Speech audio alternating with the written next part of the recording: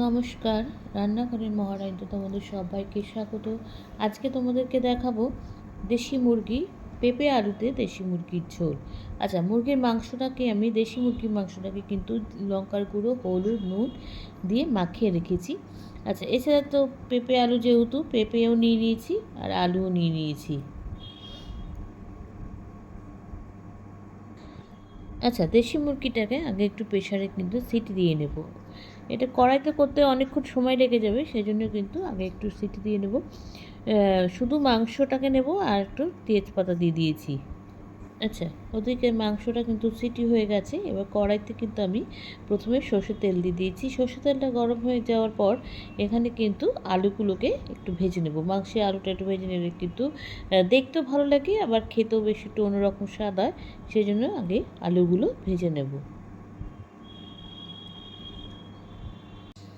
আচ্ছা, পেঁপে ভেজে নেওয়ার পরে কিন্তু আমি ওই তেলে পেঁয়াজটাকে কিন্তু একটু ভেজে নিচ্ছি। মানে পেঁয়াজটা কিন্তু বেরেস্তার মতন করে নিয়েছি, হালকা করে দেখো ভেজে নিয়েছি পেঁয়াজগুলো। নিয়ে এবার পেঁয়াজটা কিন্তু ভাজা হয়ে গেছে, খুব কড়া ভাজেনি, জাস্ট রঙটা চেঞ্জ হয়েছে। এবার এটাকে তুলে নিচ্ছি। পেঁয়াজ বেরেস্তাটাও কিন্তু আমার হয়ে গেছে, এবার এটাকে কড়াই থেকে তুলে নিলাম। আচ্ছা, ওই কড়াইতে কিন্তু আমি আরেকটু সর্ষের তেল দিয়ে দিয়েছি। তখন কিন্তু সর্ষের তেল একদম ছিল না, এবার একটু সর্ষের তেল দিয়ে দিয়েছি। দিয়ে এবার দেখো প্রথমে আদা রসুন পেঁয়াজ, আদা রসুন লঙ্কা আর টমেটোটাকে আগে পেস্ট করেছি আলাদা, আর পেঁয়াজটাকে কিন্তু আলাদা পেস্ট করে নিয়েছি। মোটামুটি মানে একই রকম জিনিস দিয়ে, উপকরণ তো একই, তাই জন্য এইভাবে যে যেরকমভাবে করে। এবার দেখো পেঁয়াজটাকেও কিন্তু আলাদা বেটেছি, মিক্সিতে পেস্ট করে নিয়েছি। দিয়ে এবার মশলাটাকে কিন্তু খুব ভালো করে কষাবো, যতক্ষণ না এর থেকে কাঁচা গন্ধ বেরিয়ে যায়। আচ্ছা, এবার কিন্তু আমি মাংসগুলো দিয়ে দিয়েছি। এবং মাংসটা যদি শুধু সেদ্ধ করা, কোনো মশলা দেওয়া নেই, তাই জন্য মাংসটাকেও কিন্তু এর সাথে কষাবো। যদি এটা কাঁচা থাকতে দিয়েছি তাহলে দুটোই কিন্তু একসঙ্গে খুব ভালো করে কষিয়ে নেওয়া যাবে। এবার মাংসটাকে কিন্তু চলো আস্তে আস্তে, আগে কিন্তু জল ছাড়া দিয়েছি, জলটা কিন্তু প্রেশার কুকারে যে জলটা ওটা রয়েছে ওটা পরে মাংসের মধ্যে ঢেলে দেবো। এবার কিন্তু এটাকে আস্তে আস্তে খুব ভালো করে কিন্তু কষিয়ে নেব।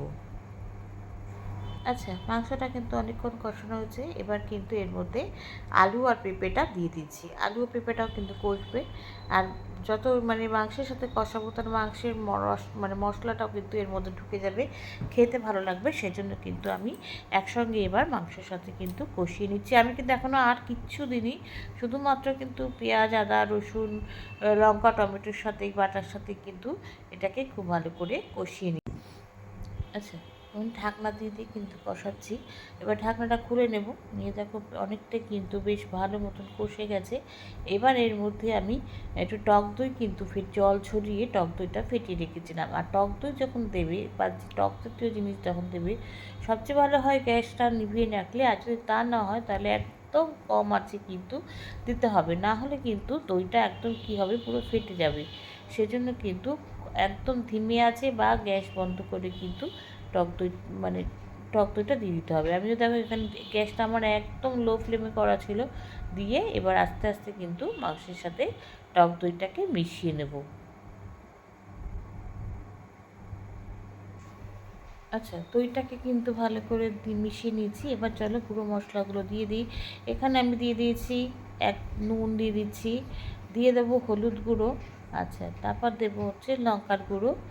লঙ্কার গুঁড়ো দেওয়ার পরে চিনি দেবো, দিয়ে কিন্তু মিশিয়ে নেবো। এটা যেহেতু দেশি মুরগিটা করে রিচ করে রান্না করবো না, একটু পাতলা ঝোল করেই রান্না করবো। দেশি মুরগির কিন্তু পাতলা ঝোলটা খেতে ভালো লাগে, সেই জন্য কিন্তু মশলাপাতি আমি আর এখানে আর কিছু ব্যবহার করব না। এবার যতক্ষণ না মাংসটা পুরোটা ভালো করে কষছে, ততক্ষণ কিন্তু খুব ভালো করে কষিয়ে নেব।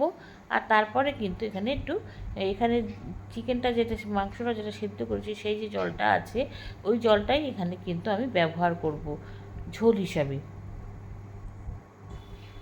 আচ্ছা, কষানো তো হয়েছে, কষাচ্ছি। এবার এই দেখো যে চিকেনের যে জলটা রয়েছে সেটাই কিন্তু আমি এখানে একটু মাংসের মধ্যে দিয়েছি, যাতে মশলাটা কষাতে কষাতে পুড়ে না যায়। সেই জন্য কিন্তু, কারণ আমি এখানে কিন্তু অনেকটা তেল ব্যবহার করিনি, তোমরা দেখতে পেয়েছো মোটামুটি তেল দিয়েছি, যতটুকু দেওয়ার দরকার ততটুকু। সেই জন্য কিন্তু মশলাটা একটু তলায় লেগে যাওয়ার সম্ভাবনা ছিল। তার জন্য কিন্তু আমি এখানে চিকেনটা যে সিদ্ধ করছি স্টকটা, সেটা দিয়ে কিন্তু এখানে মাংস কষাচ্ছি। আর এবার আস্তে আস্তে দেখো কষানো, যেহেতু মাংসটা সেদ্ধ হয়ে গেছে কিন্তু আলু আর পেঁপেটা তখনও সেদ্ধ ছিল না।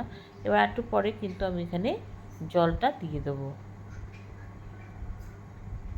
মাংসটা তো কষাচ্ছি, সেখানে ঢাকনা দিয়ে দিয়ে কিন্তু কষাচ্ছি। এবার ঢাকনাটা তুলে নিচ্ছি, নিয়ে দেখি মাংসটার অবস্থা কীরকম। অনেকটাই কিন্তু বেশ সুন্দর একটা কালার এসে গেছে দেখো কষাতে কষাতে।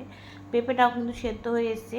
আচ্ছা, এবার যেটুকুনি কষানো আছে সেটুকুনি কষিয়ে নিচ্ছি, নিয়ে কিন্তু এবার এখানে জলটা দেবো। আমার এখানে যেহেতু চিকেনে সেদ্ধ করার যে জলটা সেটা খুব একটা বেশি ছিল না, তাই জন্য কিন্তু আমি পাশে আবার একটু গরম জলও করেছি, যেহেতু দুটোই ব্যবহার করব সেই জন্য।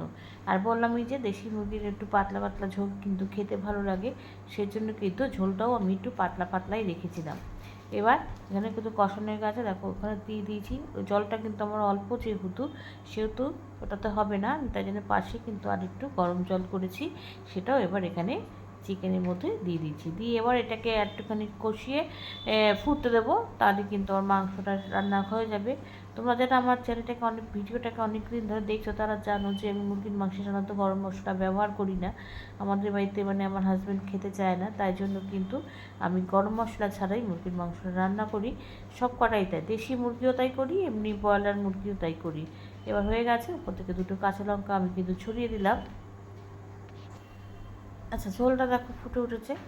এইবার কিন্তু যে পেঁয়াজ বেরেস্তাটা করে রেখেছিলাম সেটা এবার উপর থেকে দিয়ে দিচ্ছি, দিয়ে আমার কিন্তু মাংসটা হয়ে গেছে। এবার গ্যাসটা একদম কমিয়ে দেবো একটুখানি ঝোলটা ফোটার জন্য, যেহেতু পেঁয়াজ বেরেস্তাটা দিয়েছি। এবার দিয়ে এটাকে কিন্তু এবার ঝোলটা আমার একদম কমপ্লিট হয়ে গেছে। এবার কিছুক্ষণ পরে কিন্তু আমি গ্যাসটা নিভিয়ে দেবো।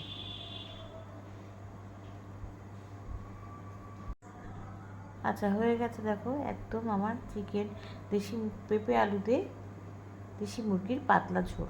খুব সুন্দর হয়েছিল। সামনে রবিবার তো মোটামুটি সবার বাড়িতে মাংস হয়। এভাবে কিন্তু করে একবার খেয়ে দেখো, শরীরের পক্ষে স্বাস্থ্যের পক্ষেও ভালো। আমাকে কিন্তু জানিও লাইক, কমেন্টস আর শেয়ারের মাধ্যমে। তোমরা যারা আমার চ্যানেলটাকে সাবস্ক্রাইব করে আমার সঙ্গে রয়েছো তাদের জন্য রয়েছে অসংখ্য অসংখ্য ধন্যবাদ। আর যারা করোনি তারা প্লিজ চ্যানেলটাকে সাবস্ক্রাইব করে আমার সঙ্গে থেকো। তোমরা সবাই সুস্থ থেকো, সাবধানে থেকো, ভালো থেকো। চলি, টাটা।